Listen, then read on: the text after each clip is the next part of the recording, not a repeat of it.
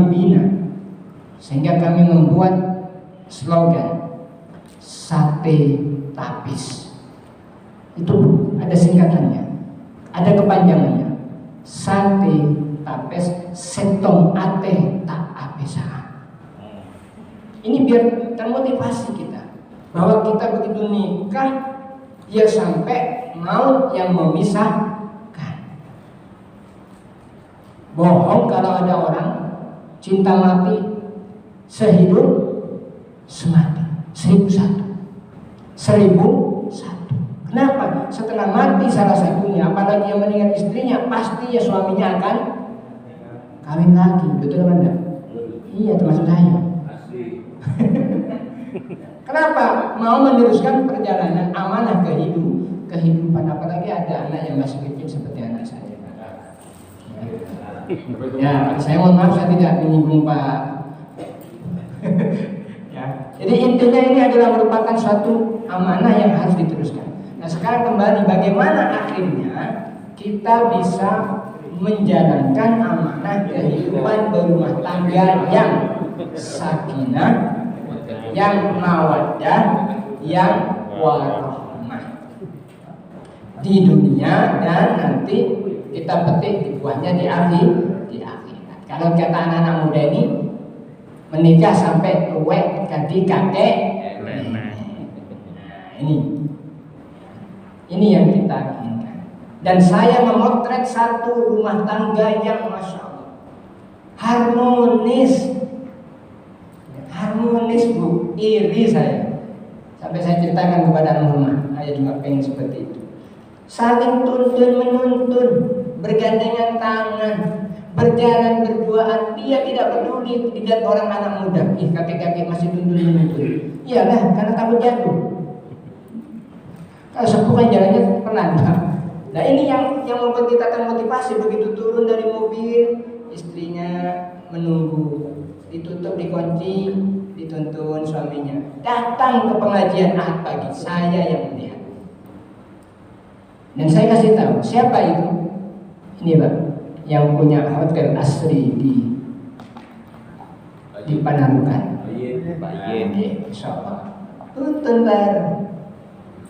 Tidak ada yang jalan sendiri. Ya, biasanya rata-rata itu yang jalan sendiri bapak kabur. Bu biasanya muntek. Nah, ini berdua. Kita pengen seperti itu. Ternyata setelah saya datangi, saya tanya, saya komunikasi apa rahasianya. Ternyata mereka melakukan suatu hal sekecil apapun dengan bersama-sama. Sampai ke masalah sholat yang wajib dan bahkan sholat yang sunnah, termasuk sholat qiyamul lail. Giliran saling membangunkan, saling mengajak. Nah, itu salah satu konsep. Dan ini akan kita sampaikan pada kesempatan kali ini. Bagaimana kita bisa mewujudkan keluarga kita masing-masing menjadi keluarga yang sakinah, mawaddah, warahmah. Ada 5 ini saya singkat menjadi 5M. 5M yang akan menjadi prinsip kita di dalam menjalankan kehidupan berumah tangga, sehingga kehidupan rumah tangga kita ini menjadi kehidupan rumah tangga yang sakinah, betul-betul mendapatkan ketenangan. Mawaddah, ada rasa cinta satu sama lain. Warahmah, saling kasih sayang. M yang pertama adalah mitsaqon ghalidh. Kemudian M yang kedua mawaddah warahmah. Ini biar mudah diingat. Terus yang ketiga adalah muasyarah. Ya, muasyarah. Kemudian yang keempat musyawarah. Kemudian yang kelima musawah, persamaan. Ya. Kenapa Pak ketawa?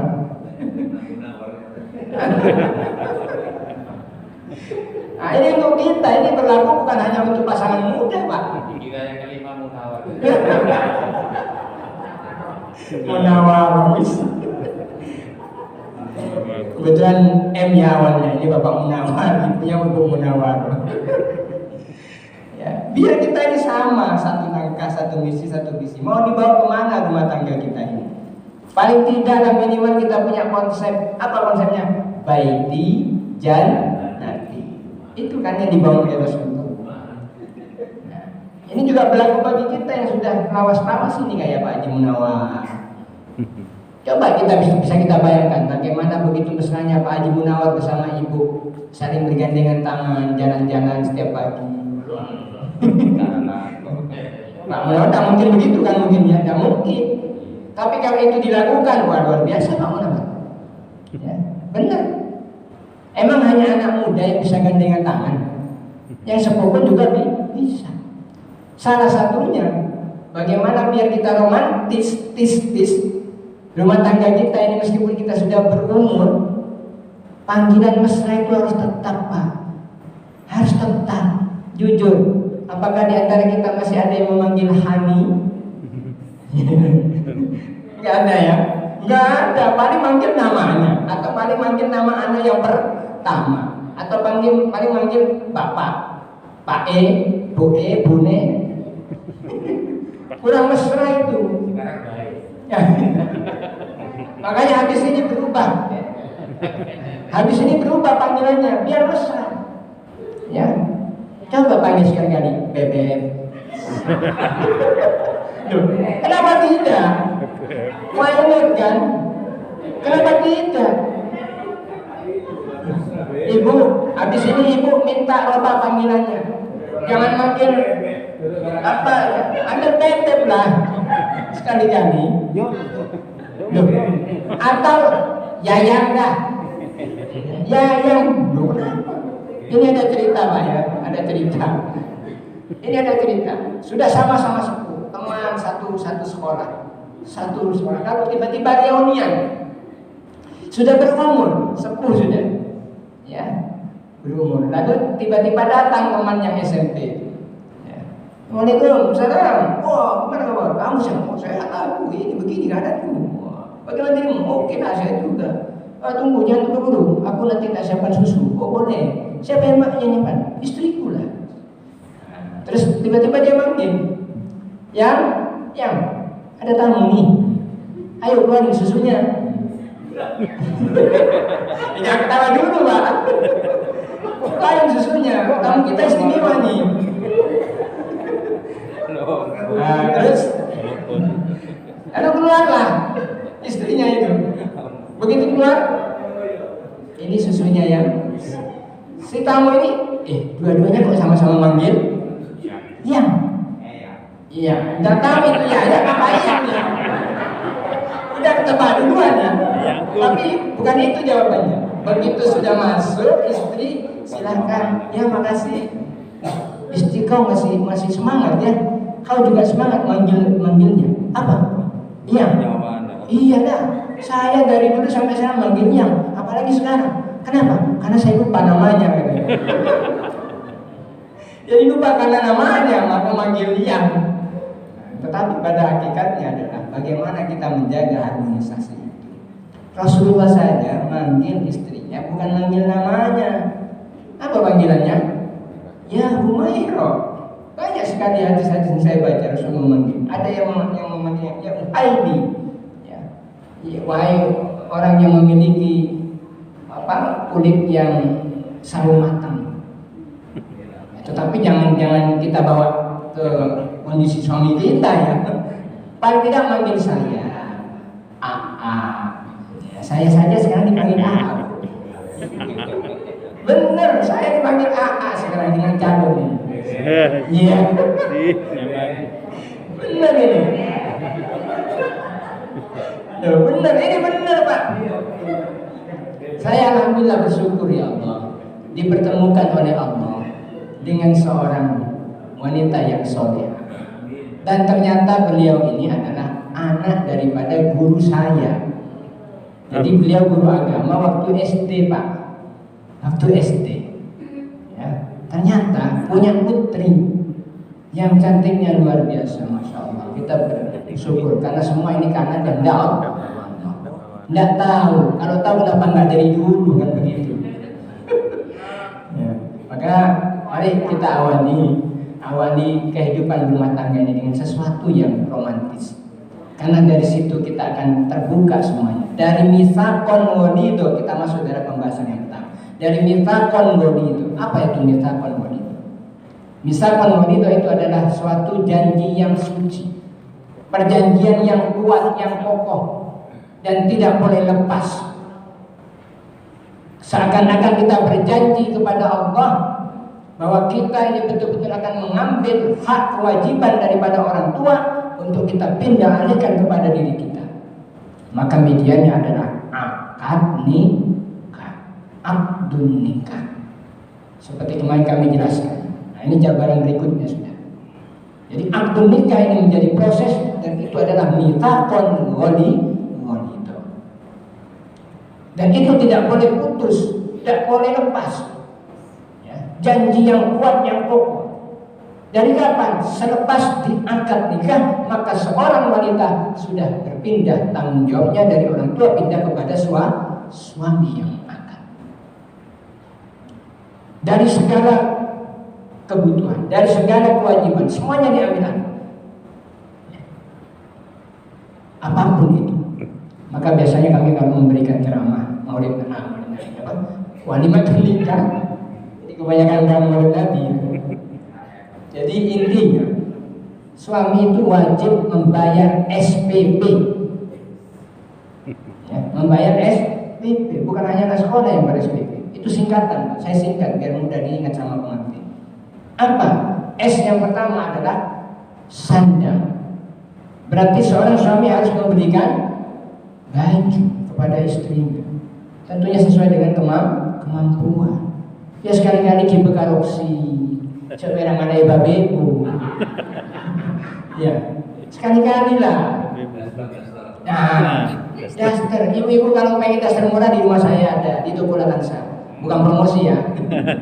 Ya paling tidak opsi KDS. Pengen jauh sedikit ke Matahari di Jember. Entar agak Matahari bisa bitanya. Paling tidak sandang, papan, tempat tinggal. Jadi ketika seorang suami mengangkat nikah seorang wanita, dia berkewajiban untuk memberikan tempat tinggal. Kenapa? Karena tanggung jawabnya sudah. Berarti logikanya kalau sudah nikah harus keluar dari orang tua. Tidak boleh numpang. Tidak boleh kumpul sama orang tua. Cuma ketika sampai di Madura, apalagi kebiasaan Madura, ya di sini Bu Ibon, nyaman tak nyaman aku tak kumpul. Ngakan tak ngakan bareng. Nah bagaimana nanti bisa mandiri, bisa dewasa dan seterusnya? Maka nanti akan ada ketergantungan yang paling parah adalah orang tua ikut campur. Ini yang artinya tidak akan menimbulkan kesakinah.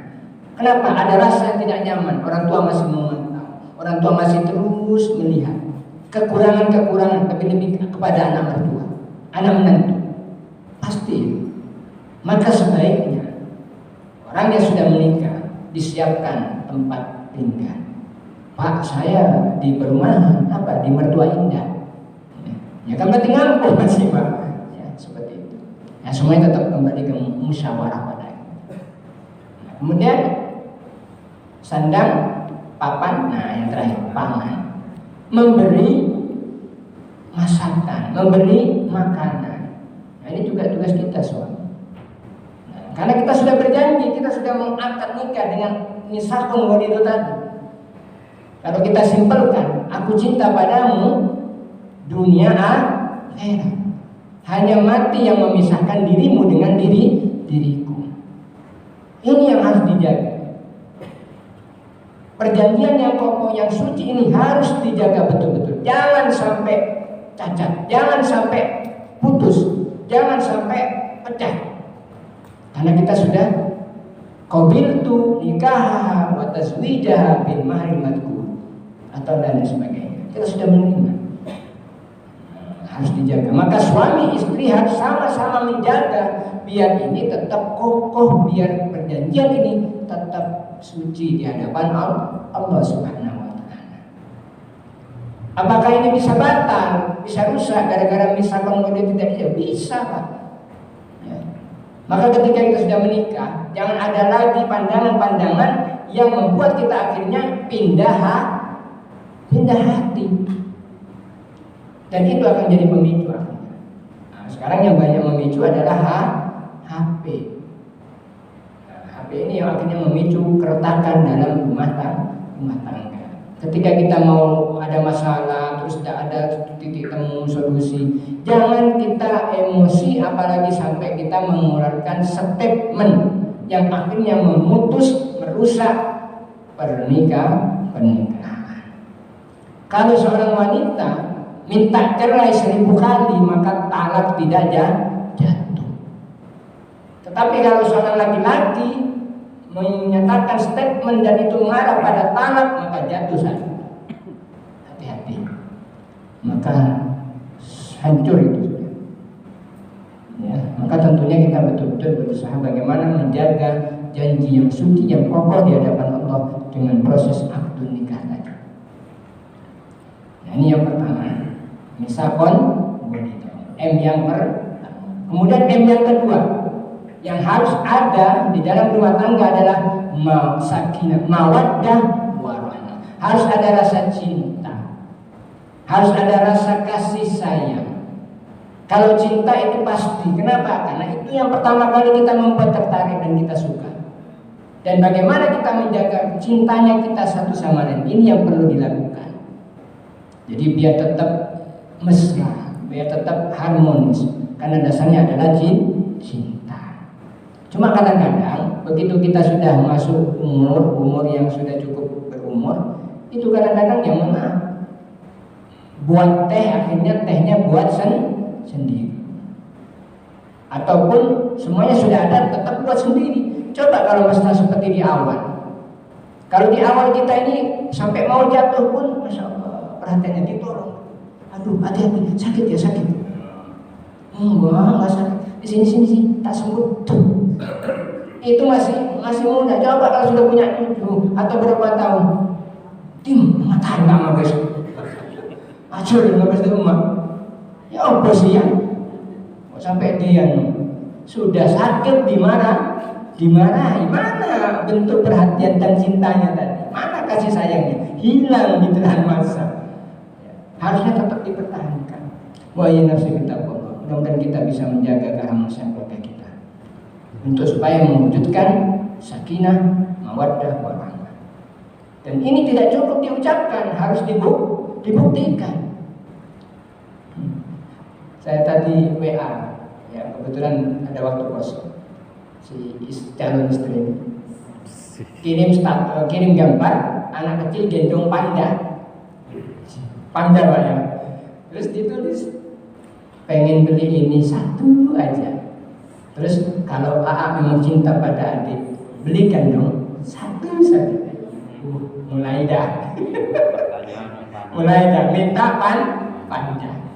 Nah, saya jawab, apapun yang diminta akan AA laksanakan. Iya.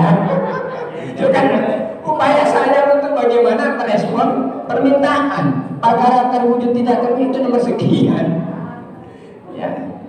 Nah, ini dalam rangka bagaimana kita tetap menjaga cinta kita kepada istri kita. Sebaliknya istri kepada suami. Jadi apapun yang diminta biasanya diberikan. Asal jangan minta matahari dibawa ke pangkuanmu dan seterusnya. Kan begitu. Nah, ini salah satu dari sekian fenomena kehidupan. Kita rawat cinta ini, kita rawat kasih sayang, saling mengasihi, saling menyayangi.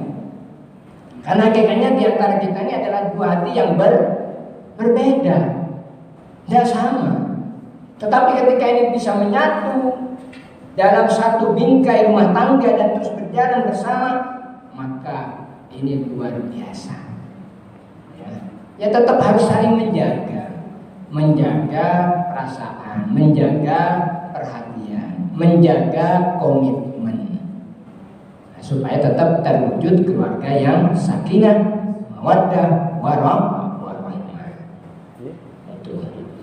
Nah, ini yang nomor 2, mawaddah, warahmah harus diwujudkan, dan ini harus ditularkan kepada anak-anak kita yang mungkin masih pernikahannya masih dinasihati Pak, dinasihati, diberitahu. Kadang-kadang mereka tahu cuma lupa untuk melaksanakan. Apalagi kan ada HP, sudah bisa terdampak, ya. Bisa terdampak. Nanti cintanya hilang sedikit demi sedikit. Maka cinta, mawaddah, warahmah harus kita wujudkan dengan komitmen masing-masing. Nah, ini yang nomor 2 ya. Nomor 2 ya. Mawaddah warahmah. Sambil diingatkan Bu ya. Nomor 2, mawaddah warahmah. Yang pertama mitsaqun wadid. Yang kedua mawaddah warahmah. Nah, yang ketiga, bagian daripada bagaimana kita akhirnya bisa mewujudkan keluarga kita sakinah mawaddah warahmah adalah muasyarah. Bagaimana cara kita mempergauli, memperlakukan. Bagaimana kita bisa memperlakukan istri kita, suami kita, pasangan kita masing-masing. Maka Allah Subhanahu wa taala memberikan petunjuk. Wa'ashiruhunna bil ma'ruf. Pergaulilah istri-istri ya, dengan cara yang baik, dengan ma'ruf. Jangan semau kita, jangan sesuka-suka kita. Bahkan saya pernah mendengar curhatan seseorang ketika dia diperlakukan yang tidak nyaman oleh suaminya. Masa saya dianggap pembantu, Pak? Istri kok dianggap pembantu? Salah ketika seorang suami menganggap istrinya adalah seorang pembantu. Walaupun kegiatannya ya seperti itu, dari kamar ke dapur, habis dari dapur ke sumur. Memang sepertinya seperti itu, tapi istri bukan pembantu. Justru istri kita itu adalah orang yang nomor 1 yang betul-betul memfasilitasi kehidupan kita. Dan saya rasakan begitu almarhumah meninggal, kelabakan semuanya. Tidak bisa saya bayangkan. Kenapa? Karena yang betul-betul memfasilitasi semua tidak ada. Akhirnya ruang tamu masih kocar-kacir, kemudian piring belum dicuci masih numpuk. Nah, ternyata istri kita itu hebat dan luar biasa. Saya yakin Pak Haji Munawar pun tidak akan mampu kalau mengerjakan sendiri. Tidak mampu katanya ya. Tidak mampu. Jujur saja, saya juga tidak mampu. Sampai pernah saya cuci piring itu nangis Pak. Ya Allah. Betul apa kata lagu itu? Apa itu lagu Qasidah? Baru sekarang, oh aku rasakan ya, tak punya istri. Rasanya kesepian. Benar itu Pak. Tidak bisa dimungkini. Tiada hari apa dan seterusnya. Tiada tempat untuk mengadu ya. Kenapa? Hanya istri ternyata yang sanggup menunggu dalam setiap suka dan duka.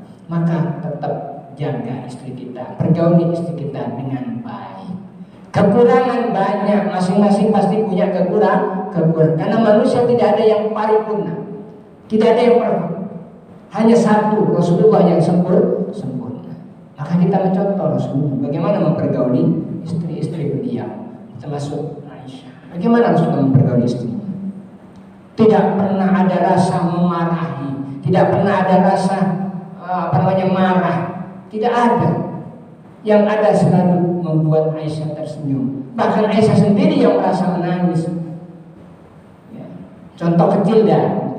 Ini salah satu sifat ataupun karakter yang dimiliki Nabi yang bisa kita tiru.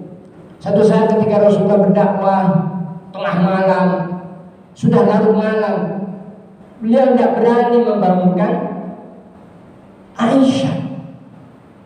Tidak berani Pak. Kenapa? Karena beliau Aisyah ini sedang tidur. Akhirnya apa yang dilakukan oleh Rasulullah? Tidur di depan pintu. Pak ya. Jadi kalau istri kita pas tidur, Pak Munawar atau siapapun yang pulang, jangan dibangunin. Tidur di depan pintu Pak. Iya. Asli Pak, takut sama suami. Ini yang contoh Pak. Apakah bisa? Bisa.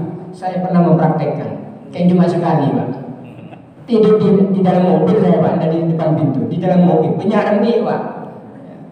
Itu salah satu bentuk Rasulullah memperlakukan istrinya yang sedang tidur, nggak mau diganggu. Kasihan, sudah capek sehari penuh, ke barat, ke timur, ke pasar, masak nasi, nyuci dan seterusnya, masih tidurnya pun diganggu. Sudah diganggu pintunya, dok, kaget mimpinya mimpi makan enak, jadi makan tak enak. Kasihan. Nah, itu salah satu cara kita mempergauli istri. Wa ashiruhunna bima'ruf. Dan jangan sampai ada kata-kata kasar. Nanti kalau kasar nanti akan masuk pada ranah kriminal. Apalagi kekerasan. Ada undang-undangnya Pak. Undang-undang KDR, kekerasan dalam rumah tangga. Mestinya kita bahagia malah menderita. Satunya di rumah, satunya di penjara. Gara-gara apa? Korban KDRT. Ya, jadi wa'inna sekitar Allah kita berusaha untuk bagaimana mempergauli istri kita dengan baik. Harusnya kita bersyukur kepada istri kita Pak. Dan istri juga bersyukur kepada suami. Jangan hanya suami bersyukur kepada istri, istri pun harus bersyukur. Bagaimana salah satu contoh bersyukurnya istri kepada suami? Ini yang pertama. Ketika suami pulang kerja, ibu mestinya sujud syukur. Ya, sujud syukur. Kenapa? Alhamdulillah, Pangeran Prabu Angin Dharma Ampun Prabu. Sujud syukur Pak, nah untung. Nah kalau sampai nggak pulang ke rumah kita, pulang ke rumah orang lain kan susah Pak. Ya. Ini contoh. Ya. Kemudian istri juga harus memperlakukan suami dengan baik. Kalau mau bekerja, tasnya dibawakan. Biasanya kan kalau kerja kantoran ada tasnya, nah itu dibawakan. Sepatunya dipakaikan. Ya, Pak Munawar gitu ya sama ibu ya. Itu luar biasa kalau sampai dilakukan. Ya, luar biasa. Tapi pasti, saya kemasnya nanti dia kita mari dia dan seterusnya. Maka pada intinya kembali bagaimana kita berkomitmen mempergauli istri dengan baik sesuai dengan perintah Allah Subhanahu wa taala dan yang dicontohkan oleh Rasulullah Muhammad SAW. Nah, ini yang keberapa tadi? Yang ketiga, muasyarah. Kemudian yang keempat, musyawarah. Kalau kita sudah hidup berumah tangga, jangan sampai memutuskan apapun itu tanpa musyawarah. Lebih-lebih, mohon maaf, misalkan kita dapat rezeki banyak, diberikan rezeki yang luas oleh Allah, lalu kita pengen membeli sesuatu, jangan memutuskan sendiri, walaupun itu uang kita yang diberi oleh Allah. Jangan putuskan, tawarkan kepada istri kita. Mungkin ada hal yang lain yang bisa bersaran dari beliau. Ya. Sehingga apa nanti tidak ada terjadi saling menyalahkan. Nah kalau musyawarah semuanya indah, karena tidak akan ada yang saling menyalahkan. Supaya apa? Supaya aman, supaya damai. Ya, biar apa? Biar tentram. Kalau segala sesuatu dalam kehidupan rumah tangga dasarnya adalah musyawarah, indah, nikmat. Artinya kalau ada yang tidak enak, sama-sama menikmati ketidakenakan. Tidak ada istilah, tuku iki, itu loh sing enak. Dokan usahanya akhirnya saling putih. Akhirnya malah rusak, tambah rusak dibanting, rusak semuanya. Ya, kan rugi Pak. Itu salah satu contoh kecil. Nah biasanya juga yang kami sampaikan kepada manten baru, ketika mau berkomitmen, mau punya anak misalkan, itu musyawarah juga Pak. Ya, jangan asal-asal jadi iklan dengan. Ya, biasanya harus musyawarah. Dek, nanti kita mau punya anak berapa? Ya kita berusaha kan. Saya pengen 5. Oh 5. Mun kucing nyaman. Ya harus musyawarah. Apapun itu. Karena Rasulullah memberi contoh kepada kita. Bermusyawarah. Wa amruhum syura bainahum. Ya, harus kita lakukan apapun dalam kehidupan ini. Termasuk kehidupan rumah tangga. Bermusyawarah. Kenapa? Biar semua saling menikmati kenyamanannya dan ketidaknyamanannya, sehingga tidak ada saling menyalahkan. itu musyawarah. Yang keempat. Kemudian yang kelima, yang terakhir, yang juga melengkapi bagaimana kehidupan kita menjadi kehidupan yang sakinah mawaddah warahmah, harus ada musawadun, persamaan. Ya, harus ada persamaan hak, ada persamaan yang harus diterima. Ya, ada istilah persamaan gender. Supaya apa? Tidak ada batas, tidak ada perbedaan di antara kita. Kita di hadapan Allah itu sama. Kita di hadapan Allah sama. Tetapi samanya kita ini tetap memiliki perbedaan dalam tugas dan tanggung jawab. Artinya beri peluang waktu yang sama. Istri juga punya kesempatan yang sama. Suami juga punya kesempatan yang sama. Sama semua. Cuma posisi kita dalam status sebagai suami punya tanggung jawab lebih daripada istri. Sudah dinyatakan oleh Allah. Ya. Kenapa? Karena suami punya kelebihan yang lebih daripada suami. Ya. Lebih sekali kelebihannya daripada seorang istri. Dari kecekatan, ketangkasan, berpikirnya, kebijakan itu ada pada suami. Kalau istri belum mampu, kecuali memang Allah berikan kemampuan kepada seorang istri yang memang Allah berikan. Tetapi rata-rata suami itu punya tanggung jawab lebih. Sehingga Allah Subhanahu wa taala pun memerintahkan kepada kita para suami untuk melaksanakan tugas kita sebagai kepala rumah tangga dengan sebaik-baiknya, karena kita diberikan nilai lebih daripada seorang istri. Karena rata-rata kalau istri itu diberi masalah yang berat, dia susah untuk memikirkan atau mencari solusi. Tapi kalau laki-laki mampu, Pak. Kalau perempuan yang dikedepankan apanya? Perasaan. Nangis. Kita membawa malah. Tapi kalau bapak-bapak langsung dicari, ini apa akar permasalahannya? Ini bagaimana solusinya? Tek. Itulah yang diberikan oleh Allah. Supaya kita ini betul-betul bisa menjalankan. Tetapi sama di hadapan Allah, punya kesempatan yang sama. Maka nanti istrinya pun akan dapat surganya Allah sesuai dengan apa yang dikerjakan. Karena istri itu juga seorang pemimpin bagi anak-anak dan keluarganya. Suami secara umum, kullukum ra'in, setiap kali itu adalah pemimpin. Wa kullu ra'in mas'ulun an ra'iyati. Setiap pemimpin akan dimintai pertanggungjawaban. Artinya punya hak yang sama, tugas yang sama yang harus dikerjakan.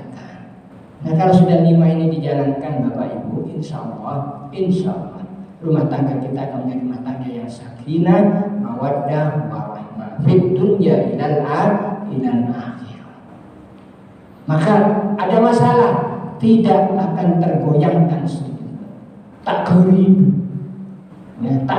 mampu dia menghadapi, karena betul-betul sudah ada dasarnya, ada pondasi-pondasi. Nah, kalau saya baca apa yang saya sampaikan ini disebut dengan pilar-pilar perkawinan. Kalau buku yang dicetak oleh Kementerian Agama, ini namanya pilar-pilar perkawinan.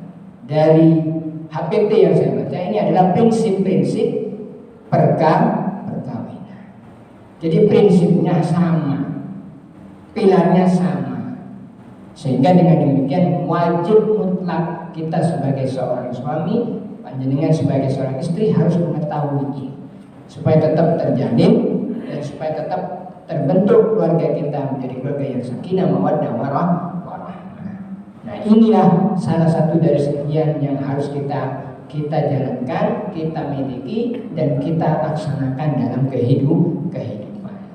Insya Allah kalau sudah dilaksanakan, kehidupan kita pun akan bahagia dan barokah. Insya Allah. Kekurangan pasti ada. Ya, maka dasarnya adalah hunna libasun lakum wa antum libasun lakum.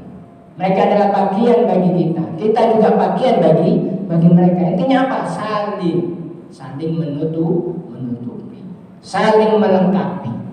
Tidak ada yang merasa lebih. Ya, semuanya saling, karena ada kebutuhan yang sama. Tidak mungkin seorang suami berbuat sendiri tanpa ada seorang istri. Dan saya bisa menyatakan keberhasilan, kesuksesan seorang suami itu tidak lepas dari campur tangan seorang istri. Alhamdulillah, Pak Munawar, sekarang sudah doktor, itu pasti campur tangannya Pak Munawar. Pasti disemangati, ayo semangat Pak ini. Ya, mau S2, S3. Nah, iya, yang ngeprak-ngeprak itu ya. Semangat. Bukan Pak Mas. Ya, betul. Jadi kita saling, Pak. Kata kuncinya saling itu dalam rumah tangga. Kekurangan pasti ada, kelebihan juga pasti punya. Maka yang lebih diberikan kepada yang kurang diberi oleh yang lebih. Nah, kalau sudah ini semuanya dijalankan, maka akan lengkap. Dan insya Allah, dan kita berdoa bersama-sama. Mudah-mudahan keluarga ini menjadi keluarga yang sakinah mawaddah warahmah. Saya juga mohon doanya. Insya Allah setelah ini saya akan ke Bapak untuk minta, Pak, kapan saya mau dinikahkan. Mohon doanya, mudah-mudahan secepatnya. Kan saya juga tidak mau lama-lama. Nah, kemarin saya katakan kalau kita khidbah itu lamanya berapa lama kemarin Pak? Saya katakan minimal Pak khidbah itu 1 tahun. Minimal 1 tahun. Lupa Allah belum nyampe setahun, lebih cepat lebih baik. Ya, karena kita sudah saling kenal, kita sudah saling akrab, kita sudah saling mendalami. Anak-anak kami pun sudah mulai WA-an dia, sudah mulai PC-an sudah sama mbaknya. Kebetulan punya anak 1 Pak. Istri saya punya anak 1 dan dia juga PNS lagi. Ya, alhamdulillah. Mohon doanya mudah-mudahan lancar. Perkawinan atau pernikahan kami ini juga diberkahi dan diridhoi. Jadi saya mohon maaf Pak, saya nyari duluan Pak ya. Saya tidak nyari. Oh tidak nyari. Carikan. Oh sudah. Tidak nyari. Iya. Jadi intinya mohon doanya Bapak Ibu ya untuk kami, untuk saya terutama. Semoga kita semuanya dijaga, dilindungi oleh Allah Subhanahu Wa Taala dan rumah kita menjadi rumah yang baiti dan jannati. Allahumma shalli ala Muhammad wa ala ali Muhammad. Alhamdulillahirabbil alamin. Hamdan alamin, hamdan syakirin, hamdan yakin ya Allah wa yukafi mazida. Ya Rabbana wa lakal hamdu kama yanbaghi li jalali wajhikal karim wa 'azimi sultan. Allahumma fir lana dzunubana ya Allah wa dzunuba walidayna warhamhuma kama rabbayana shaghira. Rabbana hab lana min azwajina wa dhurriyyatina qurrata a'yun waj'alna lil muttaqina imama waj'alna lil muttaqina imama waj'alna lil muttaqina imama. Allahumma anzilna wa ahlana munzalan mubarakan wa anta khairul munzilin. Rabbana atina min ladunka rahmah wa hayyi lana min amrina rasyada. Rabbana atina fid dunya hasanah wa fil akhirati hasanah wa qina adzabannar. Alhamdulillahirabbil alamin. Mari kita tutup sama-sama dengan membaca kafaratul majlis dan hamdalah. Subhanakallahumma wa bihamdika asyhadu an la ilaha illa anta astaghfiruka wa atubu ilaik. Walhamdulillahirabbil alamin. Kalau ada kesalahan itu dari saya, kelebihan dari Allah Subhanahu Wa Taala. Nun berkolam yang mayasturun. Wassalamualaikum warahmatullahi wabarakatuh. Waalaikumsalam warahmatullahi wabarakatuh.